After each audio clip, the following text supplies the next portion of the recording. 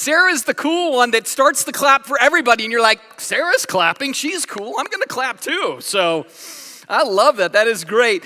Hey, we are in the book of Exodus. We have been for a while. We are looking at the 10 commandments. We've been doing that for a while as well. And today is sort of an interesting one because it reminds me of something that I used to do when I was a kid. I was raised for a decent season by a single mom. And so I'd have to go run all the errands my mom would have to run, and she would always have to go to the post office and everything else. And every time I go to the post office, I would always go over to that big bulletin board that had all of the wanted signs. You remember this back in the day? I don't even know if they still have that at post office anymore, but I always loved to go over to that bulletin board and see all of the wanted signs. I don't know why. It wasn't like I was ever going to be like, oh, that's my neighbor.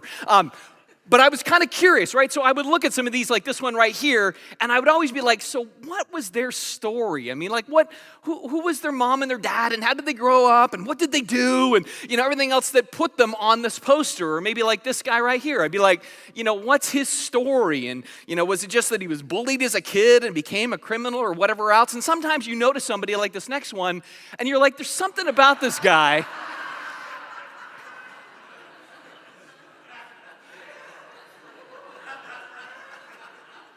Something looks fishy. Like maybe, I don't know, have I seen him around someplace? I don't know, maybe that's my neighbor. I'm not sure, right?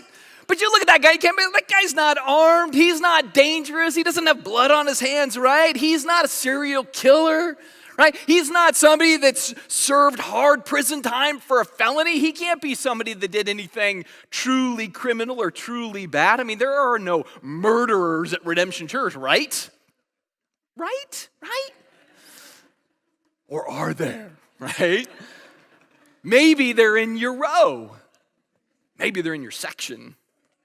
Maybe they're in your seat, Trent Maddox. All right, so maybe they are in your seat. Now, what is true is that most of us probably have not taken up a gun or a knife or poison and engaged in some kind of criminal activity designed to harm another person, but I believe that there is still everyday assassinations that happen in such a way that we need to be aware and sometimes alarmed by our own conduct and activities in ways at which we can actually fall victim, even to the 6th commandment.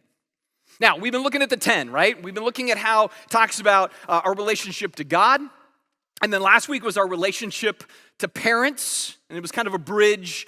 And now this command starts off the list of commandments that have to do with our interpersonal relationships, right? And how we handle one another.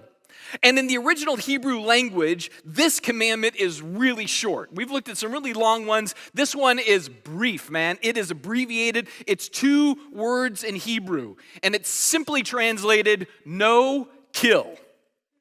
No kill. Like it's like talking to a dog. No kill, right? It's like that. Very simple. In English, 3 words. Do not murder.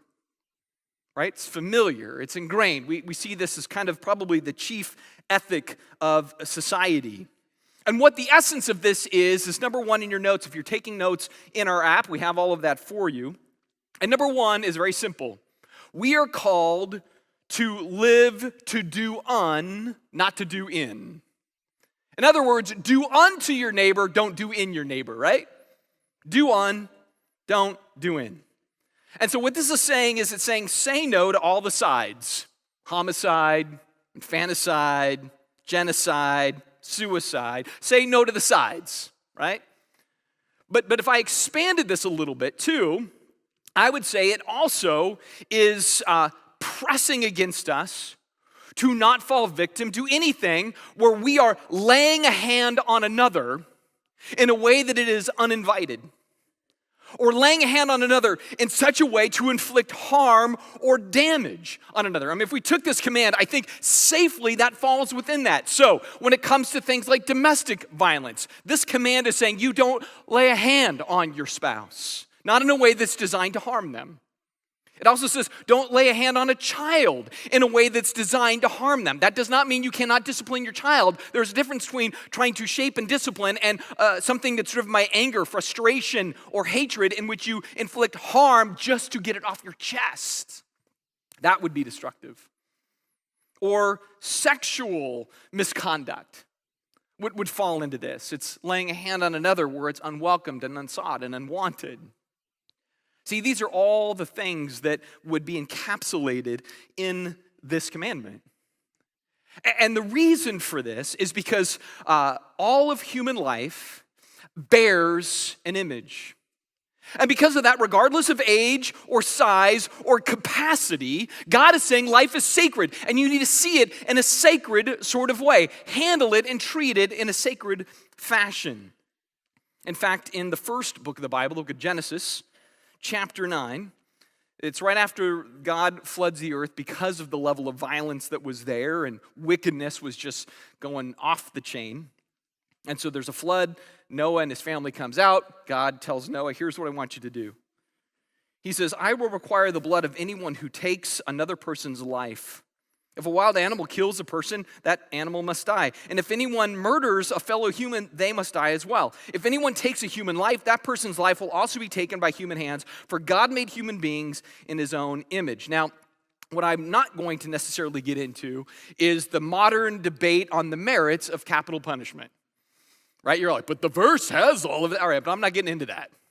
What I'm getting into is something that's, I think, a couple of things that comes out in this. I think the first one is understanding that the reason that this is so important to God is because every person bears his image.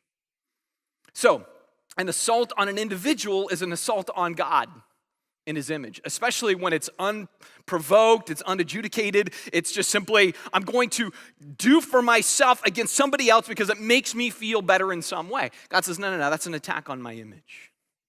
Now, the other thing that is true about this text is it seems to segregate the idea of murder from things such as capital punishment or self-defense or taking a life in warfare. And if you read through the whole Bible, both the Old Testament and the New Testament, it gives room for all of that. It doesn't seem to say, if you take a soldier's life in battle, you're a murderer.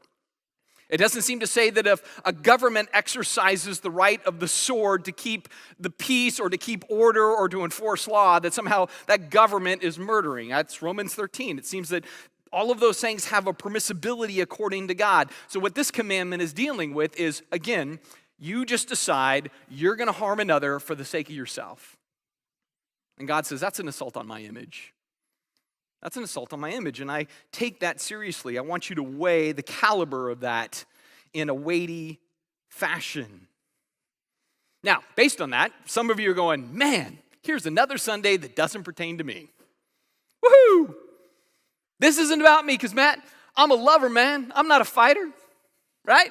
I don't hunt. I catch and release.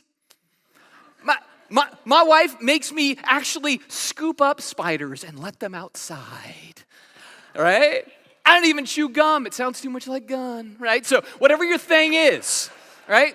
You'd be like, this isn't about me because I've never hurt anybody. And yet what I find, even as human beings, is that we are still enamored with division and conflict and violence. We're still kind of enamored with it, right? So think about the news, right? The news is very simple. If it bleeds, it leads, right? And we go, well, I'm sick of all the shock press and media. And you know what? If you were really sick of it, they would stop doing it. But they kind of know, no, it's what people want, so we give them what they want, right? Or video games, man. I can't even play video games anymore, not because they're violent, just because I'm terrible. But when I try to play, I'm like, wow, all it is shooting and cutting and blowing stuff up, you know? Every once in a while I find a game where it's just like, oh, I'm just supposed to like grab jewels? Awesome. You know, I'm supposed to, well, even Angry Birds, I'm hucking poor birds at things. How much more violent can you be than throwing poor birds, all right? So, right, that's gaming. Or blockbuster movies. For a movie to be a blockbuster, the movie must destroy an entire block, right? Whole city block wiped out, then it's a blockbuster, right? And so we have this thing where, again, we're kind of drawn to aggression. We're drawn to division. We're drawn to conflict. We're drawn to violence. And I do believe that kind of sets a tone within our society where it seems to esteem more conflict and discord than it esteems peace and kind of a sense of coexistence together. And that does have something to do with this commandment, especially as it pertains to probably our heart. See, I want to go back to the purpose of the law. We learned this when we first started the 10 Commandments, that the law was designed to show us our real us, right? So the law stands as good, and it says, here is the rule. Here is the bar that is expected. And then it is like a mirror that we stand in front of, and then we measure ourselves against that. In front of that, we realize that what goes on inside of us and then spills out sometimes into our actions is the opposite of what that law states. And so the law shows that we have a sin problem. And in light of that, proving that we have a sin problem, it then leads us to the solution, and the solution is Jesus. He is the one that can rescue us from our sin problem. He is the one that can forgive our sin problem. He is the one that can begin to conquer the sin problem that we have in our life. And so he does many things as it relates to our challenge toward sin. And so when we take the 6th commandment, do not murder, no kill, and then we drag it forward into the New Testament with Jesus, we see that Jesus takes the same command, but then he spins it a little bit, where it's similar but different. It's a little bit like when I was a kid in the 80s, right? A high school student. You go to like a Whitesnake concert. Yes, I said Whitesnake. And there's the big power ballad. And what did everybody do in the 80s? They busted out their lighters, right? It's like power ballad, right? And you know what they do nowadays? Cell phones, right? Similar but different, you know? Or it's like when I was a kid, like the Candy Hearts, Be Mine. Nowadays, it's text me, you know what I mean? Like similar but different. In the same way, this command, Jesus takes it, and it's similar, but it's different. Because he takes it from action, do not murder, to what I'm going to call in your notes, number 2, 45 caliber attitudes. Not 45 caliber actions, but 45 caliber attitudes. Matthew chapter 5, and I want you to listen closely. Jesus says this, you have heard that it was said to those of old, you shall not murder, and whoever murders will be liable to judgment. But I say to you that whoever is angry with his brother will be liable to judgment. Whoever insults his brother will be liable to the council, and whoever says, you fool, will be liable to the hell of fire. Now, Jesus' best buddy John, in a little letter that he wrote, said, everyone who hates his brother is a murderer. And you know that a murderer has no eternal life abiding in him. So what we see here is that the heart of a serial killer is not simply to shed blood. It can also be to shed tears. It can also be to attack or undermine others' worth or esteem. It can rip open someone's feelings. It can be the spirit where you try to cut up or cut down another person's character. In other words, there are everyday crime scenes in our real lives.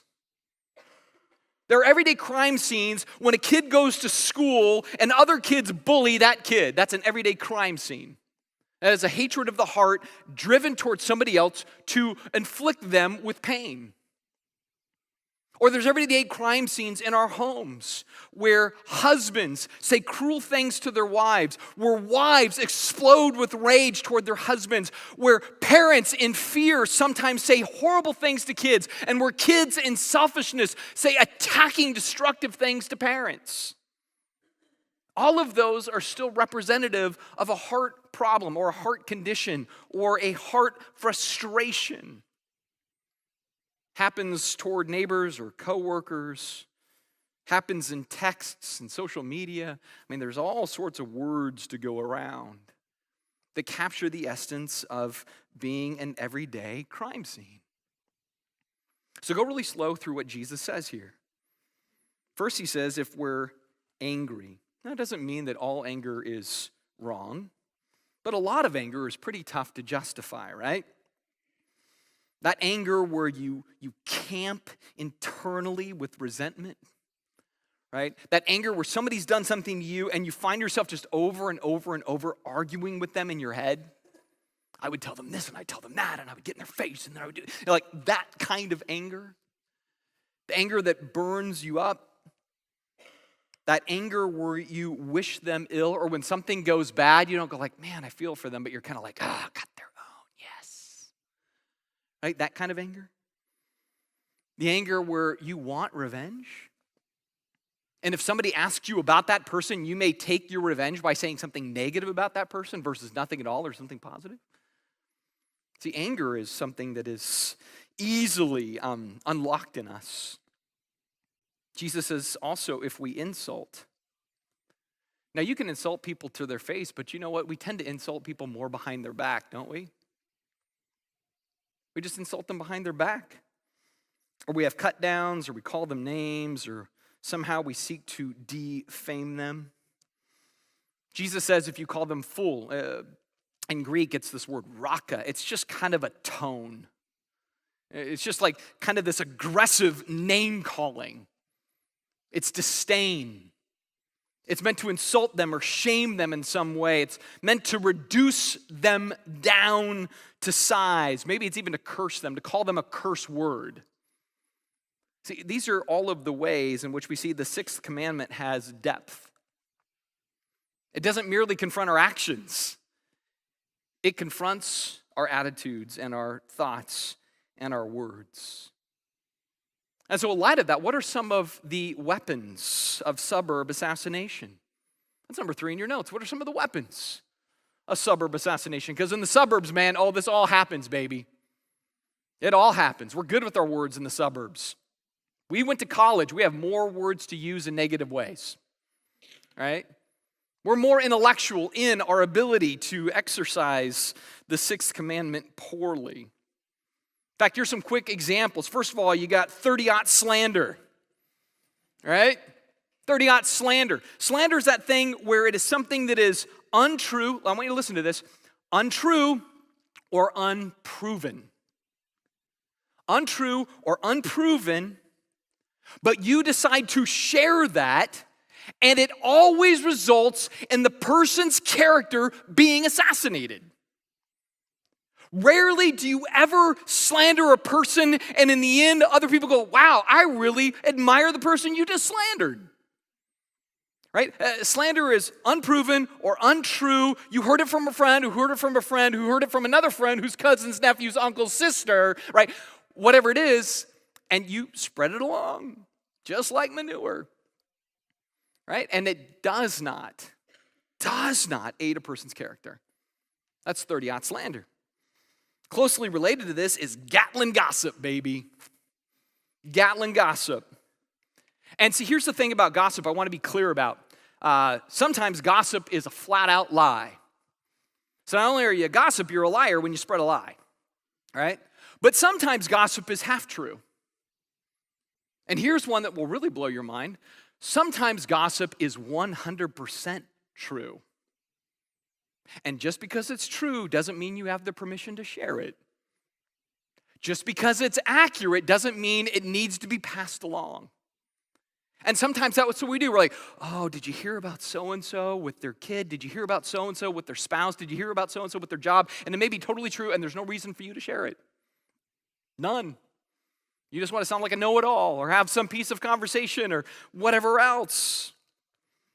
And what's so tragic about that is that the person you're sharing about, they're not there to aid the story, to bring any clarifiers, to try to bring explanation, to say, here's what's been going on behind the scenes. If there's anything I've learned about people's lives, is you have no clue what's going on in their lives. No clue. So when you share something about somebody, you don't know the whole story, and they're not there to aid the story, so in the end, all you've done is assassinated their character. Especially if it wasn't firsthand. I mean, I don't even think we should pass on firsthand eyewitness information, but so often we pass along information that isn't eyewitness. And again, I laugh. I mean, having been in this community for 10 years, I've heard things about myself where I'm like, wow, I'm a really horrible person. I've had people come to me, well, I was at the hairdresser and they were telling me about you. And I'm like, who's your hairdresser? And they'll tell me, I'm like, I don't even know that person. How does that person know me? You know what I mean? It's so weird. And I don't even know what they're talking about. I've never even known that person, you know? But that's what happens. And almost every time, both with slander and with gossip, it is believed by the listener. I mean, there is no discretion there sometimes. It's just like, oh, they did that. Wow, that's so sad. As opposed to, why are you telling me that? I think you should keep that to yourself. We're not really good at shutting down gossip and slander either. We seem to be better at listening to it and then believing it and then spreading it. And those are all ways that we assassinate character. The third is shotgun shouting. Now, there can be a time for shouting, like when your kid's out in the street and a car's coming, run! That's good, right? Or everybody in the house is all loud, you go, quiet! That could be helpful. But a lot of times, shouting is meant to intimidate or to bring fear or to manipulate, right? I'm going to suddenly use verbal force to put you in your place. I'm going to use verbal force to put you down. Maybe that's another one. Those are all ways in which shouting doesn't serve us well. And it's still kind of this verbal violence. I grew up in a shouting home. Lots of shouting. It was always verbal violence. You ask my wife and my kids, you know what I don't do? I don't shout, ever. My kids were like, I can't remember any time Dad's ever shouted. You know why? I grew up in that. I want no part of that because I know what it is. It's verbal violence, man. It's verbal violence, and some of us, we struggle with that. We shout a lot. We get instantly anxious, instantly frustrated, instantly fearful. In fact, I find oftentimes we shout out of fear. And maybe that's something that Jesus wants to work out in us. Now, shouting may not be my thing, but the next one is terrible. Sawed-off sarcasm. Oh, man. Listen, my spiritual gift in Greek is charismata sarkastios,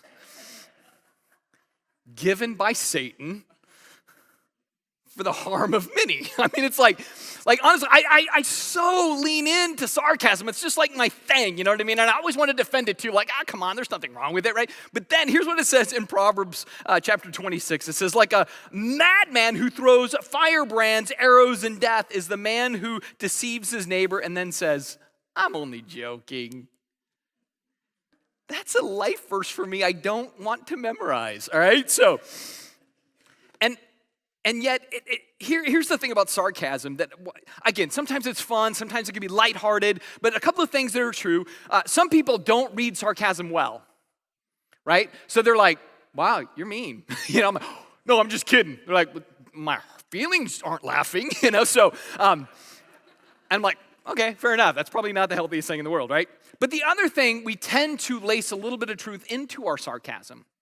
We use sarcasm as a way to communicate, kind of cowardly. Like instead of just saying, hey, here's my thing, we go, here's my thing, and here's a joke with that, ha, ha, ha. It's kind of like baloney. It's the skin of a joke stuffed with the truth, and it's still baloney, right? So it doesn't always enrich or help.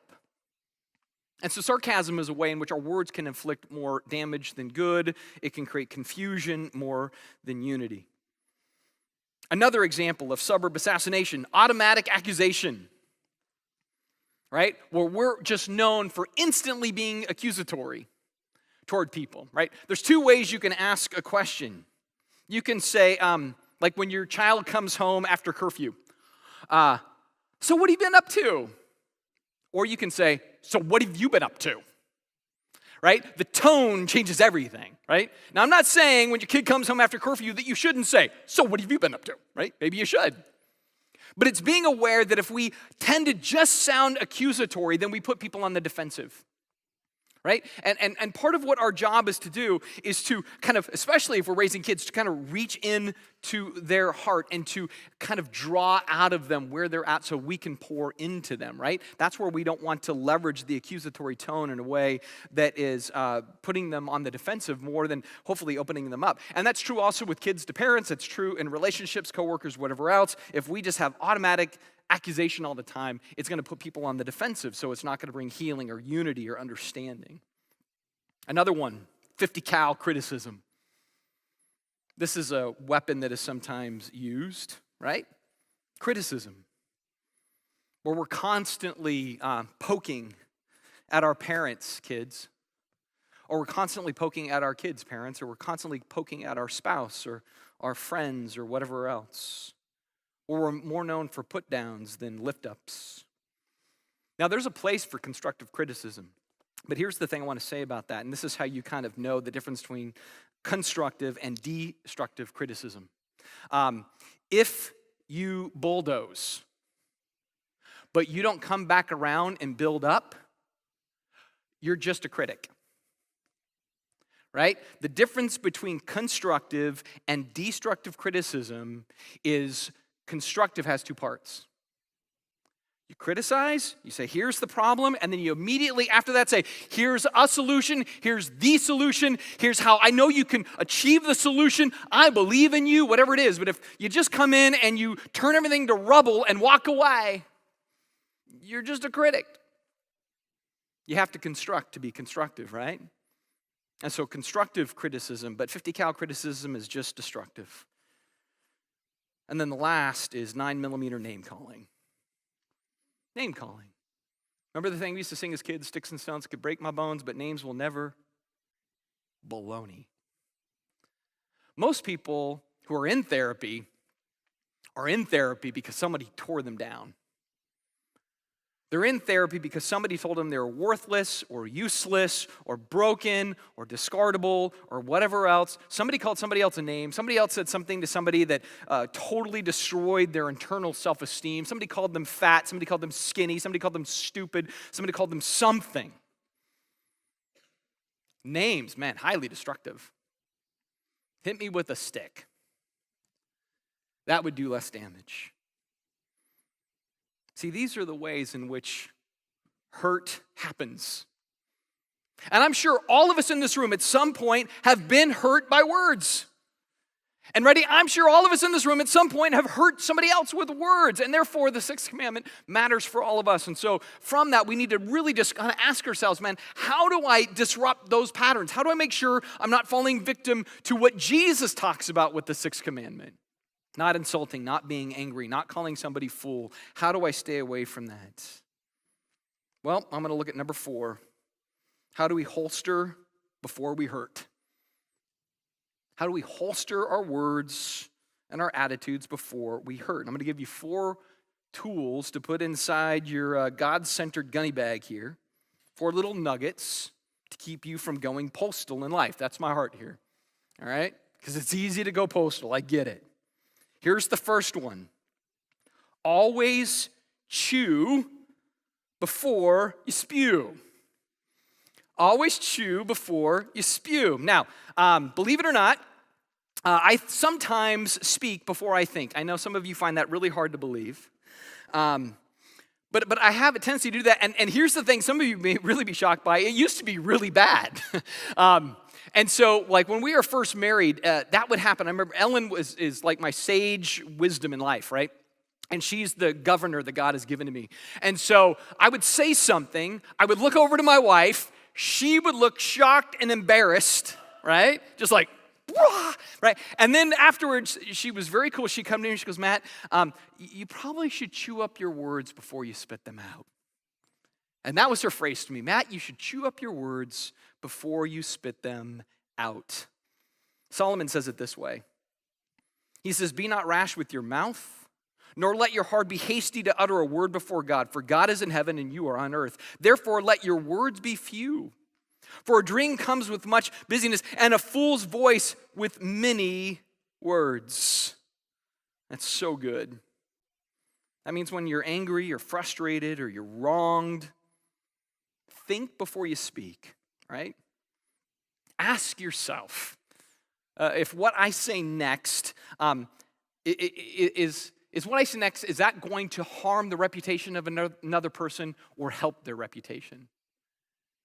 And if what I say next is somebody else said it about me, would I be bothered and felt like it hurt my reputation if somebody else said this about me, or would it help my reputation? And if I say it, am I going to have a better reputation in the minds of others or a worse reputation because I said it? And ultimately, if I say this, is it going to harm God's reputation because I claim his name in my life? See, sometimes Christians aren't always known for discretion with their words and holding before they say something. And so maybe some safeties to exercise in this are some simple things like, you know what, if I can't say this to a person's face, probably I can't say it behind their back. Right? If I can't say it to their face, wouldn't say it to their face, too afraid to say it to their face, I would be embarrassed if I said it to their face, I'd feel kind of bad if I said it to their face, then probably I cannot say it behind their back as well. Another one, if I have less than all the facts, guess what? I have less than all the facts. And I should just think the best as opposed to assume the worst. Another one is don't lead the way in wayward words. See, we tend to be looser with our words with people that we're closer to, right? So it's easy, like you're in the car with your spouse and you see somebody and you think they're parenting terrible and you're like, look at the way that person's handling their kid. Future terrorist there, right? Like, don't lead the way with poor words. Right? You don't have to insult somebody else to your spouse, and then that way you're like, well, but we're close, we're tight. It's like, there's not helpful words. Don't lead the way. Have that safety. Have that governor says, I'm going to use my words in ways that build up, not that tear down.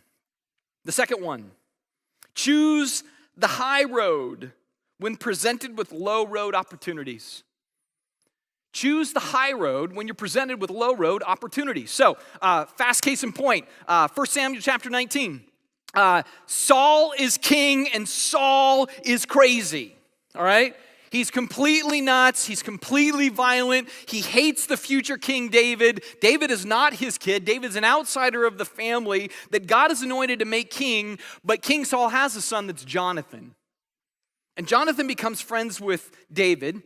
And Jonathan's aware that his dad's trying to kill David. And there's this scene where Jonathan has his father before him, and his father is just going off about David, and he's going to kill David, and David's terrible. And at this point, Jonathan could jump on and go low road. Because he could say, man, David is going to take my future throne. David's my competitor. I'm the son of the king. I should be the next king, not David. He could do that. And so he could jump on him like, you're right, Dad. David's a punk. He's a thug. He's a jerk. He's a poser. He's a whatever. He could do all that stuff. Yeah, we should align ourselves against him. He could do all that. But you know what he does? He chooses the high road. He doesn't kind of skulk away and not address his father. He actually speaks the truth with his father. But he also doesn't pile on and say a bunch of negative things about David. And he knows what's true. He's objective. And so he respects God and he respects the process. And he does the right thing and he chooses the high road. And that's something that we can do objectively. We say, hey man, I know I have a low road opportunity, but I'm not going to let my personal interest, my ego, my sense of rights, my vendetta, my frustration to get in the way of doing what's right. I'm going to stand up versus clam up or lash out. I'm not going to give in to the gossip or the slander or the misinformation or the criticism. The high road sometimes means we say to another person, I don't think you should be sharing this with me. That's a high road move. Silence isn't always high road when somebody's telling you something. Sometimes it's low road. And so we want to take the high road when given low road opportunities. The third one that's so important, when you're wronged, and you will be wronged, when you're gossiped about, slandered, whatever else, when you're wronged, choose right.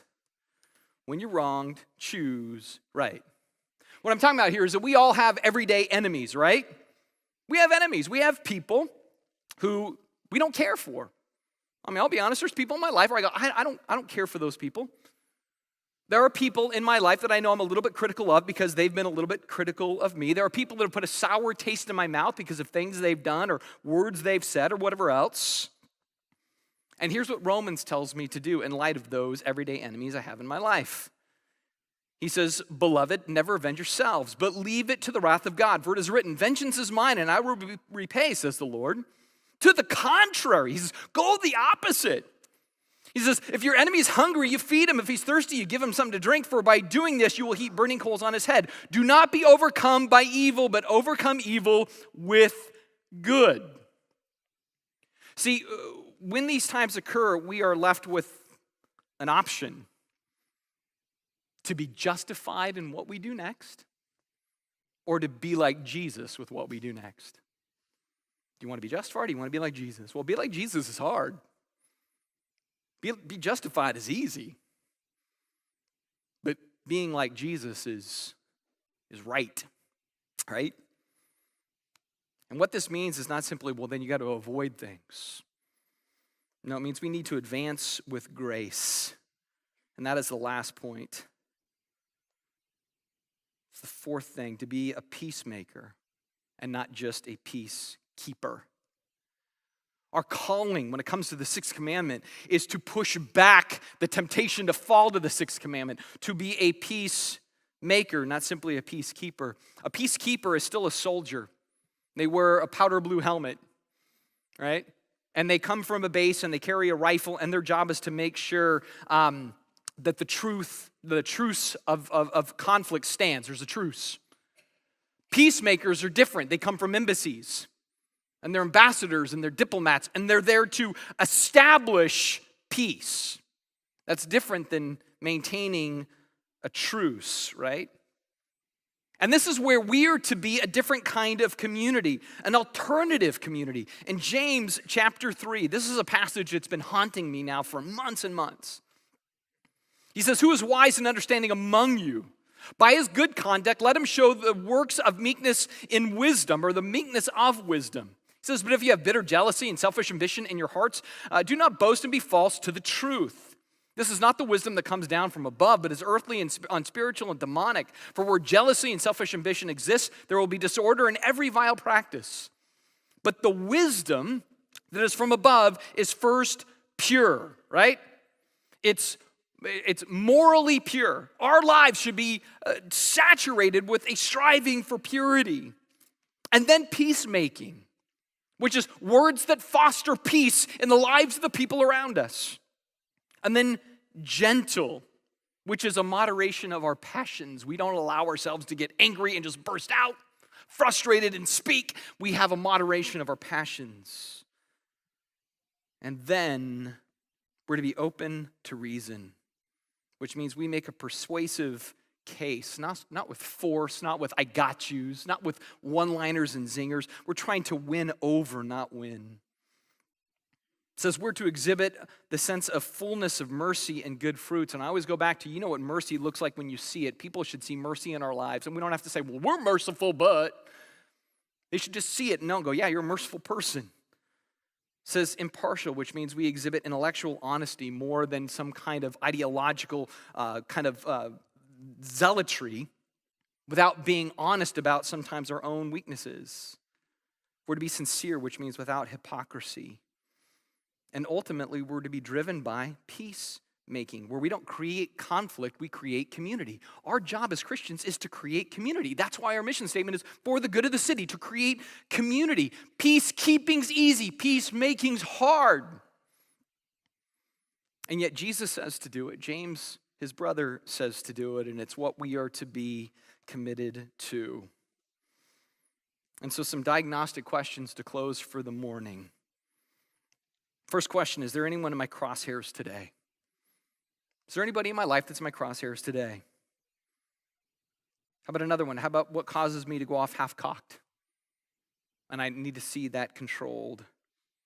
Have I popped someone I need to apologize to? If I said something about them to somebody else, I need to make that right.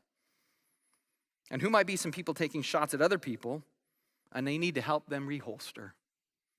I can say, I don't think you should be saying that to me. You need to go to them if you have a problem with them, but I don't think you should say that to me or other people, because that doesn't help them and it really doesn't help you.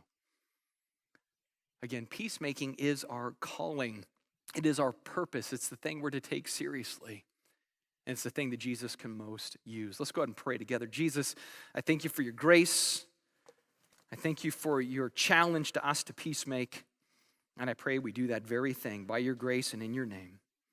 Amen.